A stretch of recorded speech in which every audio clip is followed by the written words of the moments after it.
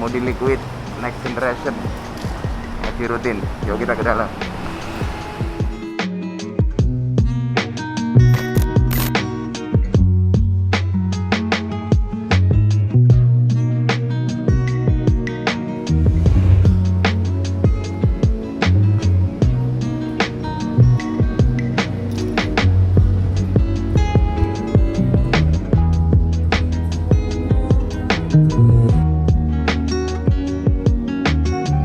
Jangan lupa like, subscribe, dan aktifkan bel notifikasi.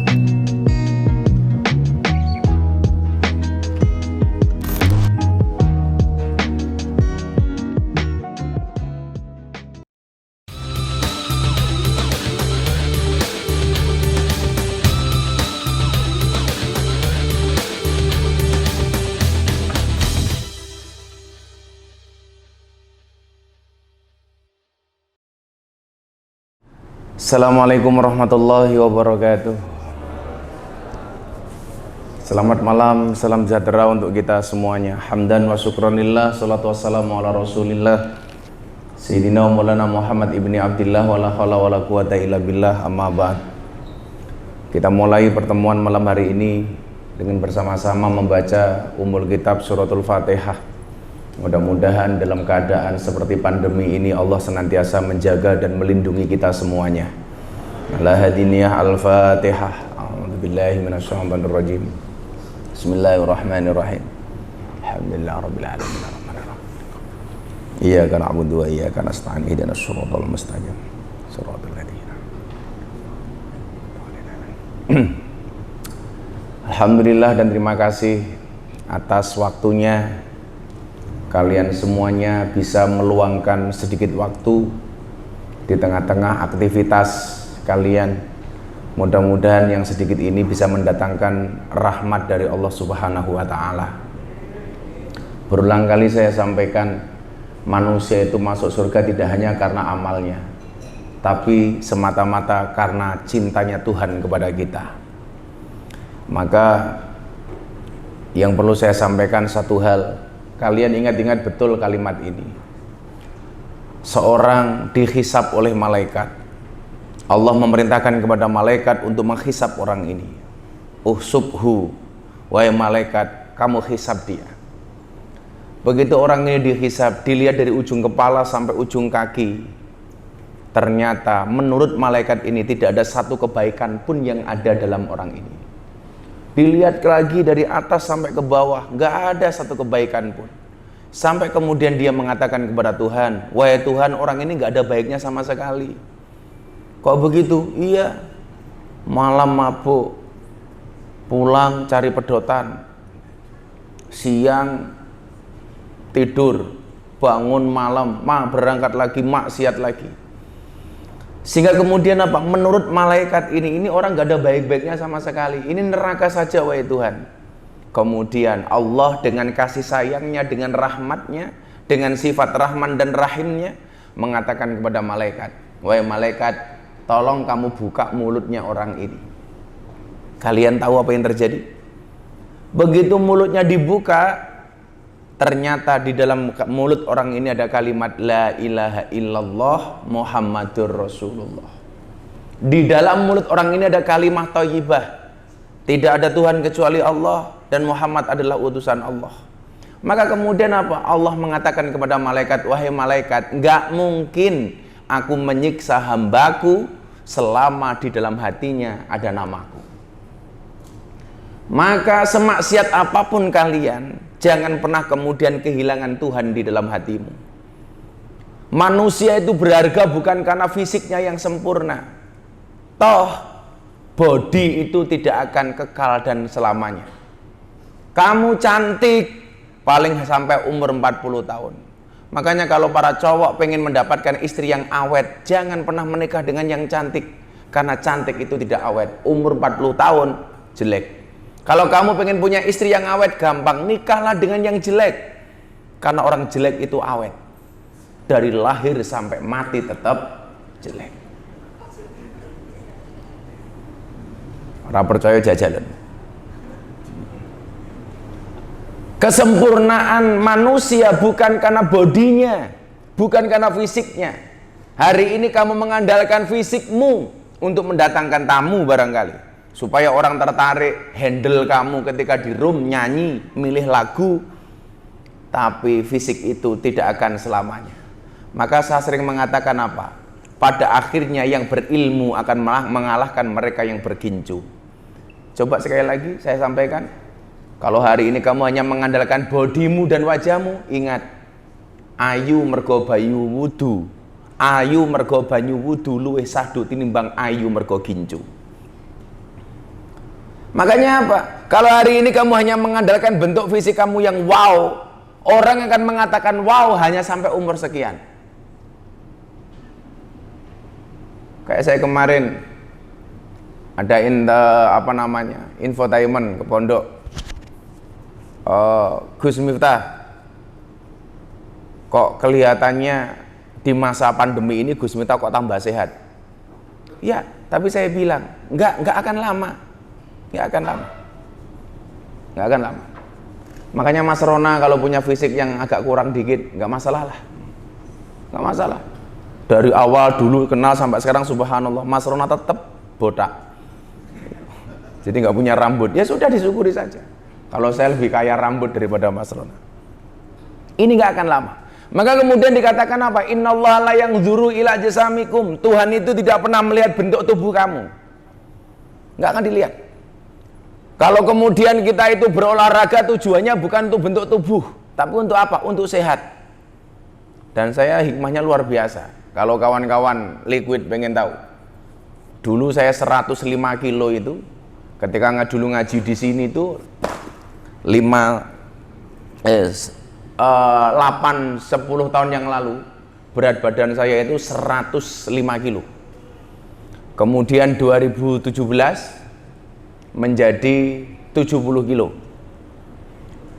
Awal lockdown kemarin naik lagi 83 kilo. Selesai Ramadan karena saya puasa, setelah itu puasa Dawud turun lagi 68 kilo. Tujuannya hanya untuk satu, kesehatan. Tapi kalau kemudian soal bentuk fisiknya nggak dilihat sama Allah, kamu mau tinggi mau pendek, wala ila suwarikum, tidak juga Allah melihat gambarmu, kamu mau hitam mau putih, itu tidak akan dilihat. Makanya kamu yang putih jangan sombong. Putih belum tentu suci, hitam belum tentu kotor. Buktinya apa? Kain kafan putih menakutkan, kain kiswah pembungkus Ka'bah hitam tapi menyenangkan. Makanya yang hitam-hitam saya panggil Irma. Apa itu Irma? Irenge Masya Allah. Anda aja Irma, black sweet, hilang sweetnya tinggal blacknya, nggak akan dilihat oleh Allah. Allah tidak pernah melihat wajahmu secantik apa, nggak dilihat dok. Alis semua orang gambari kaya ngopo ora didelok karo Gusti Allah. Kan bocah-bocah LSU iki alisnya bentuknya macam-macam, ana sing kaya celurit, ana sing kaya golok, ana sing kaya buntut kala jengking. Bahkan saya kemarin nemu itu di Jakarta ada mbak-mbak, ya Allah, alisnya iki kotak-kotak, lah jijiki banget tapi alis kok kotak-kotak ini. Dengan segala teknologinya, disulam di apa mana ya di alis-alis itu. Makanya wong wedok ki aneh tenan kok. Rambut yo sambungan, alis yo sulaman, ya toh? Irung mancung yo mergo suntian, untu ketok mingkem yo mergo kawatan, ketok dhuwur yo mergo sandal jinjitan, kotange ketok gede yo mergo ganjelan. Ngono gaweane bengak-bengok wong lanang tukang ngapusi. Alah yu sing ngapusi iki raimu iki lho tak kandhani. Ini nggak dilihat. Yo nyuguh wedange dimanggake monggo Gus, goblok meneng wae aku yo ora ngerti kok. Gak adoh banget.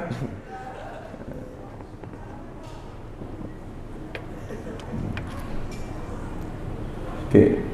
Saya desain jijik iki lho mau ditemplek kayak gini loh, ya lah malah kayak kondom caca.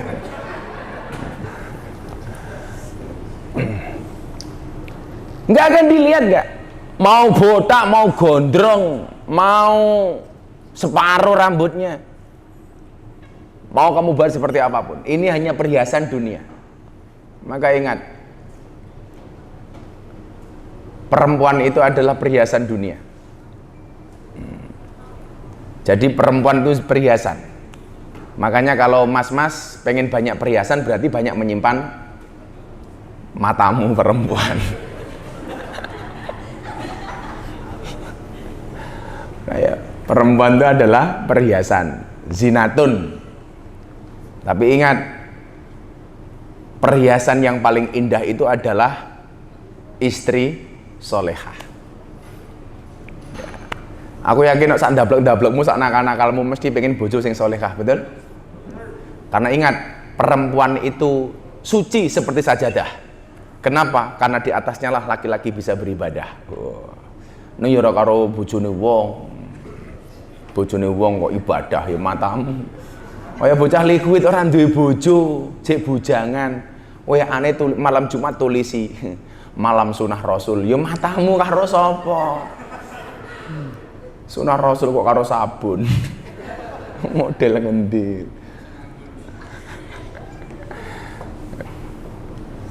Tidak dilihat oleh Allah. Mau semancung apapun kamu, mau sebagus apapun sepatumu, wow apa bodimu gak dilihat. Tetapi yang dilihat oleh Tuhan itu apa? Walaki yang duru ila qulubikum. Tuhan itu melihat hatimu, wa a'malikum, dan perbuatanmu. Maka mohon maaf, manusia itu kelihatan hebat bukan karena bodi dan jasad, tetapi karena hatinya yang luar biasa. Kenapa hati ini harganya mahal? Karena disitulah Tuhan bertahta. Jadi kalau kamu tanya Tuhan itu di mana, Gus? Di dalam hatimu. Maka kamu lihat, kok kamu berbuat dosa, berbuat maksiat, yang paling tidak nyaman bukan isi otakmu, tetapi adalah hatimu. Rasanya wae. Kok kamu habis berbuat maksiat, hatimu rasanya gelo. Kenapa? Karena disitulah ada Allah. Disitulah ada Tuhan. Kok kamu bilang, Muhammad dasku duwe masalah? Sebenarnya salah. Karena yang masalah itu kemudian membuat kita galau bukan di kepala, tapi di hati. Maka kalau mbak-mbak punya masalah dengan suaminya, atau suami punya masalah dengan istrinya, pasti yang galau itu hatinya bukan kepalanya.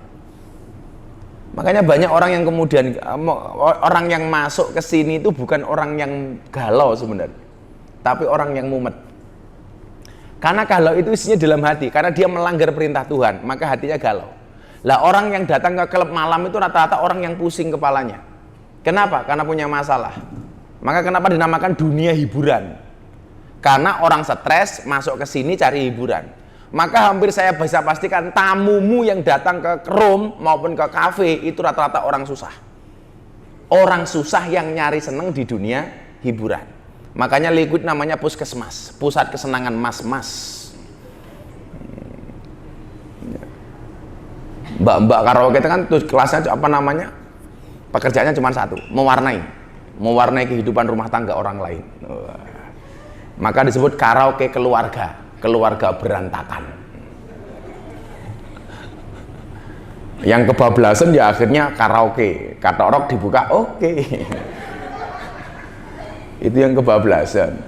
Saya sering ditanya wartawan begini, Gus, apakah anak-anak LS itu pasti nakal? Yang bilang pasti nakal siapa?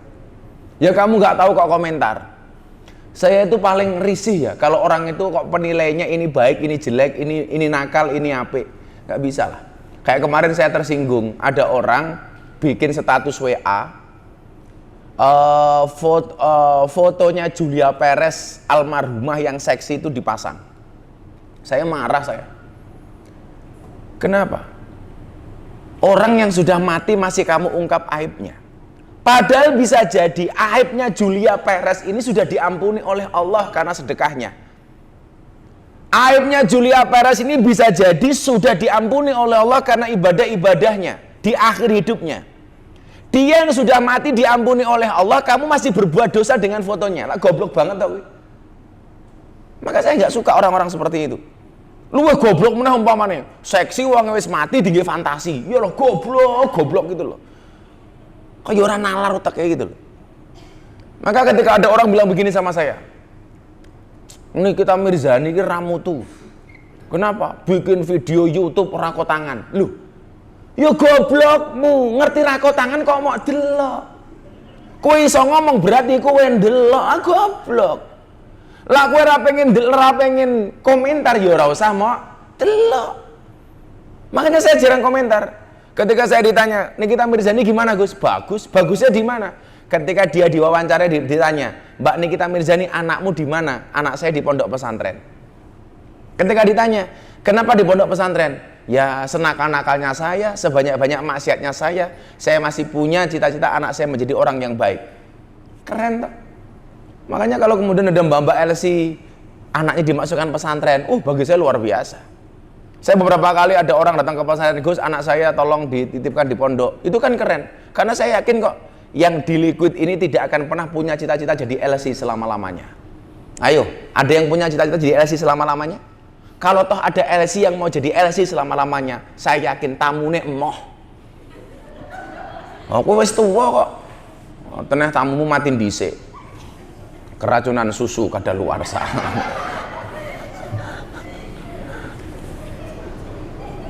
Era mungkin. Masa kamu sudah tua wasiat sama anakmu masih ABG diwasiati, nak, dulu mamahmu ini adalah LC idola di Liquid. The best LC. Tolong nak, ini mamah mau mati, lanjutkan perjuangan mamah nak.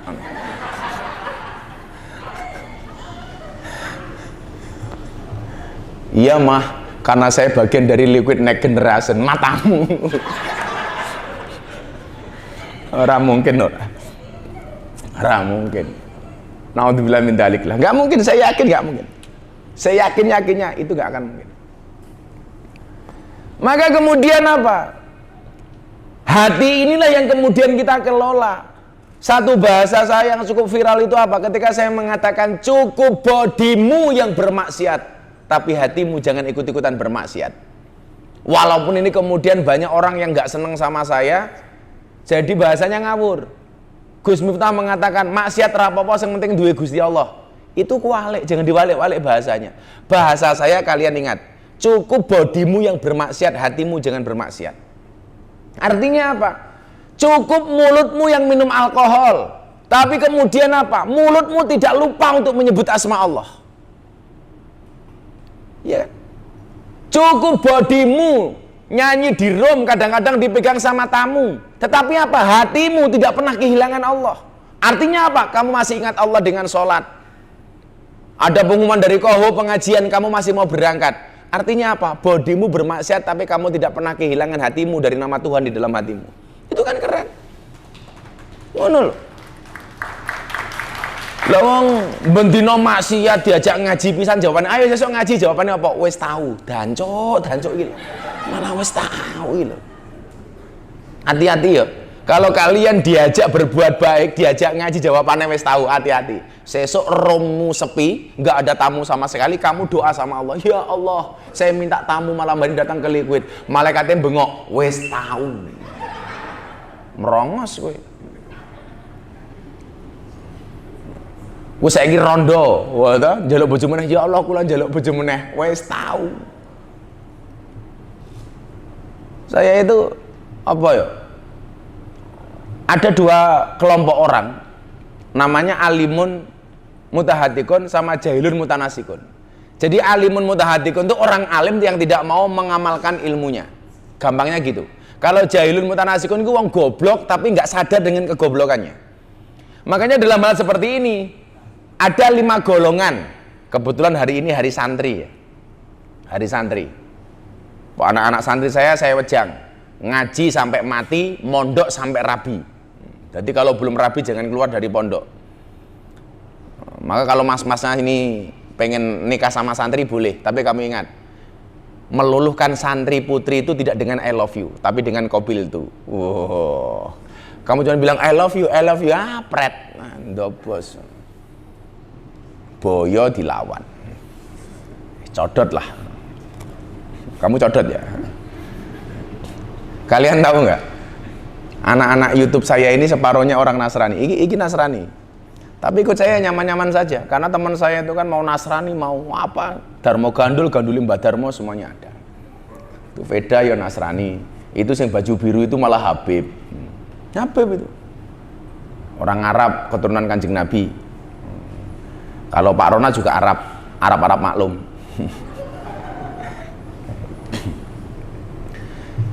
Ada 5 kategori orang di dalam belajar ngaji itu. Ya, kalian ini yang mana? Coba kalian lihat. Kun aliman, jadilah orang alim, ngajar. Kalau saya mengatakan saya itu tidak alim, tidak pinter, tapi saya orang beruntung. Gitu aja, wong bejo gitu aja lah. Wong bejo. Yang beruntung bejo saya itu alhamdulillah bisa diterima di semua kalangan. Mau masuk ke lokalisasi, ya saya kayak semalam saya di Sarkem, ya saya ngaji. Mau diundang pejabat, ya oke. Jamaah umum ya monggo, kafe wis gaweane bendino. Dan virus pengajian kita di kafe itu sekarang hampir semua klub malam di Indonesia minta saya datang. Terakhir jajan saya di Jakarta itu Kolesium. Itu ladiesnya ada 900 edan. Ladiesnya maksudnya 900. Areng golek sing kaya ngopo ono. SDSB ono, semok depan, semok belakang ono. Apa meneh? STNK yo ono. Setengah tua ning kenceng ono. Satu lagi ya no, setengah tua lemu ginuk-ginuk. STMM ning liquid oke, setengah tua meh modar.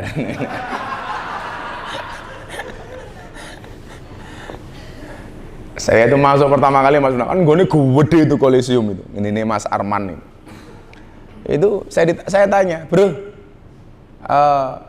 ladiesmu berapa?" "Dikit Gus, 900. "Heh, aku kok banyak banget dari mana?" "Iya banyak yang hijrah." Maksudnya hijrah dari Alexis ke Kolesium. Jadi kalau Alexis tutup pindahnya ke Kolesium. Ya Allah. Ya monggo itu. Kayak di Liquid kan banyak barang baru Gus. Terus stok lama. Ternyata pindahan dari teras pindah ke Liquid, Liquid pindah ke teras. Jadi ning kene ketok anyar ya padahal ya batang lawas ki mau. Jadi yang pertama orang alim, ngajar. Yang kedua apa? Al-muta'aliman, yang mau belajar. Nah, kalian termasuk orang luar biasa. Orang-orang yang mau belajar seperti ini, ya kamu duduk saja nggak usah nulis. Apa mana rasa dolaran HP, malah update status, foto klik, komentari, kiai ini kentir. Oh, ya apa-apa. Ngaji pisan, narsis. Atau belajar, kalau nggak bisa belajar minimal apa? Mustami'an, mendengarkan saja, minimal delok YouTube, lah gawe TikTok ya TikTok sing apik. TikTok malah ra karu-karuan. Lagu ini saya sing kondang apa? Dasku mumet, dasmu piye, ya Allah. Saya ini viral banget deh. Orang dasku mumet, dasmu piye. Ya, kalau mau tiktokan sing apik ngono lho, Cah. Dan saya itu baru sadar ya. Kemarin saya dibilang sama teman saya di Jakarta, "Bro, coba kamu lihat TikTok deh. Kamu punya aplikasi TikTok enggak? Enggak ada," tak bilang. "Coba kamu download."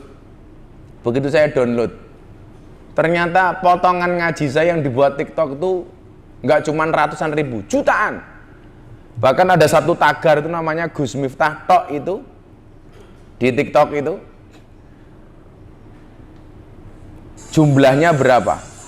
50,8 million juta. Gila nggak itu? Ya kalau kemudian dibuat baik-baik saya nggak ada masalah itu. Tapi kadang-kadang pengajian sing TikTok sing elek-elek tok itu loh. Kayak saya ngomong, "Tul enak ora nutul ora penak, nutul krasa penak sing ditutul ndangak-ndangak." Padahal itu kan pengajiannya panjang gitu loh. Sing dipotongnya mung kuwi tok. Sing tinggi TikTok kan sing ndangak-ndangak tok. Dancuk aku. Ini kan tagar Gus Miftah 51,1 million, 1,2 million, gila, 51 juta tagar TikTok. Ya kalau yang dibuat TikTok yang bagus-bagus bagi saya nggak ada masalah. Kayak umpamane pada akhirnya surga itu akan ditempati oleh ahli maksiat yang mau bertobat, bukan orang yang sok suci namun pada akhirnya tersesat. Wah, itu kan dibikin TikTok kan bagus, ya kan? bagus. Orang jelek, orang baik punya masa lalu, orang jelek punya masa depan. Itu dibuat TikTok bagus. Kadang-kadang sing digawe TikTok ya Allah, sing lucu-lucu tapi dipotong-potong tok itu lah ya nggak asik itu. Temanggung udane terus dhuwur diambung sing ngisor teles, padahal panjang. Sing dipotong itu tok. Makanya besok itu ya salah satu penghuni neraka paling banyak itu adalah tukang motong video. Tukang edit itu hati-hati. YouTuber hati-hati. YouTuber tak dongake esuk mlebu surga. Amin. Tapi matane ning neraka. Atau kalau kemudian kita tidak bisa menjadi pengajar, orang yang belajar tidak bisa mendengarkan, jadilah yang keempat. Apa? Au muhibban, orang yang mencintai guru, yang mencintai ilmu. Oh, aku urung iso ngaji ning pondok Gus Miftah. Tapi aku seneng karo pondok. Itu udah keren itu. Wala takun khomisan, jangan jadi yang kelima. Sudah tidak alim, tidak mau belajar, tidak mau mendengarkan, tidak cinta. Yang kelima ini siapa? Goblok tapi gaya. Dikandani ngayal kayak. Jadi saya mengatakan begini ya. Saya itu lebih menghormati orang yang mengatakan aku mabuk iki dosa Gus, tapi ya sorry yo, aku ora iso ninggalke. Bagi saya itu lebih terhormat daripada wong sapa sing kandha mabuk ki haram. Halal. Carane piye? Gampang, buka botol bismillahirrahmanirrahim. Mau minum doa dulu, Allahumma barik lana. Begitu mabuk, alhamdulillah. Ini bagi saya pendosa yang tidak terhormat. Bagi saya pendosa terhormat itu siapa? Gus, aku ngerti yang saya lakukan salah, tapi saya belum bisa meninggalkan ini. Gus Miftah dongake mawon muga-muga kula ndang tobat. Itu bagi saya tak acungi jempol, saya hormat dengan orang-orang seperti itu. Itu. Daripada orang yang mengatakan sebenarnya haram tapi mengatakan halal. Ya sudah, sorry yo, aku jek tumindak elek. Gitu aja itu. Walaupun kalian sudah pinter banget kok. Ayo jalan mbak-mbake pamit dari rumah. Mestilah pamitnya ra mungkin to. Kowe kerjane nang ndi, Nduk? Wah, kula teng Liquid. Napa niku puskesmas, Bu? Pusat kesenangan mas-mas. Pekerjaanmu apa? Menyenangkan para tamu, Bu. Langsung ibumu ngomong, wah luar biasa, pekerjaanmu terhormat, Dok. Mesti ngono. Orang mungkin gue terang-terangan, kerjaku ngene, ora mungkin. Tapi minimal, kamu jujur lah. Bahwa kemudian yang kamu lakukan itu memang salah. Aku minum, aku salah kok. Ini melanggar perintah agama. Semua agama mengatakan, minum itu salah. Semua agama mengatakan, orang zina itu salah. Tapi yang lebih salah adalah ketika satu perkara yang haram kamu katakan halal. Saya khawatir toh nanti kalau ada mabuk islami, nanti ada zina islami, ke Sarkem malam Jumat, pasti. Ketemu mbak-mbak Sarkem, assalamualaikum, ambung tangan bismillahirrahmanirrahim, mlebu kamar nganggo sarung, metu kamar ngleboni kotak infak, matamu, ngawur. Ya sudah, kalau berbuat dosa, kamu mengatakan itu salah, jangan mengatakan itu haram, halal. Salah diomong bener, ya sudah. Pulau salah kok itu. Dan ternyata orang-orang yang cinta dengan guru, cinta dengan ilmu itu mahabbahnya luar biasa leh. Saya pernah satu sesi tanya jawab di mbak-mbak Sarkem itu. Mbak-mbaknya itu jajuran begini. Aku sampai sekarang kalau ingat tuh mau guyu tok. Gus, saya mau bilang. Apa, Nduk? Saya beberapa minggu yang lalu nerima tamu. Terus begitu saya masuk kamar, mulai saya bercinta dengan tamu saya, terdengar adzan subuh. Nah terus saya bilang sama tamu saya, Om, pending dulu ya Om, nggak enak lagi adzan subuh. Tamunya bilang ya udah pending dulu. Lah begitu pending dengar adzan itu tamunya bilang sama ceweknya, Mbak kenapa kok harus pending? Ya saya malu Om, wong saya sebulan sekali pengajian di Sarkem sama Gus Miftah kok. Saya nggak enak kalau dengar adzan masih melayani tamu. Selesai adzan, tamunya bilang, Mbak nggak usah dilanjut ya. Lah kenapa Mas? Saya juga jamaahnya Gus Miftah.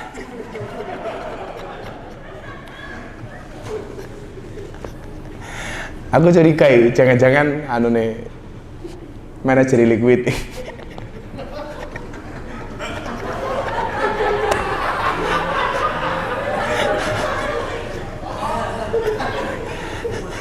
Masa dengan polosnya itu loh, mengatakan, yos gak jadi aja Mbak tak bayar. Nah kenapa? Saya juga jamaahnya Gus Miftah. Lah ya kekel toh. Jadi cewek jamaahku sing lanang ya jamaahku lah danjok tapi keren ya, bisa mandek ya. Paling langsung ngerang acengnya paling trut.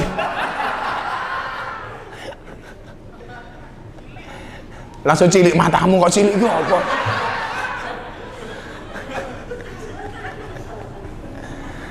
Ya Allah. Maka mungkin ya Mas Rona, akhir Desember itu perjalanan dan kisah hidup saya ngaji di klub malam dan di lokalisasi itu mau diangkat jadi film layar lebar. Judulnya Infinite gitu. Infinite. Itu mungkin mulai syuting itu akhir Desember. Mungkin ya salah satu spot yang saya pakai untuk syuting di sini. Jadi atas permintaan teman-teman itu saya banyak datangnya sama sutradara-sutradara film itu. Gus, mbok kisah proses ngajinya Gus Miftah di lokalisasi di klub-klub malam di Indonesia, mbok kita buat film katanya. Buat film. Ya nanti saya ngajak Mas Rona lah jadi Germo.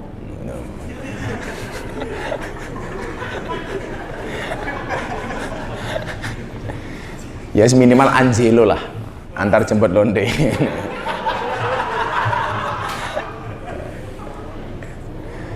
Saya bilang sama Deddy Corbuzier, bro ikut main film ya. Peranku sebagai apa bro? Mafioso, kamu bos mafia. Jadi Deddy Corbuzier itu diminta untuk jadi bos mafia yang kemudian gara-gara kenal saya kemudian masuk Islam. Dibuat cerita seperti itu. Yes, kamu besok juga jadilah, ya.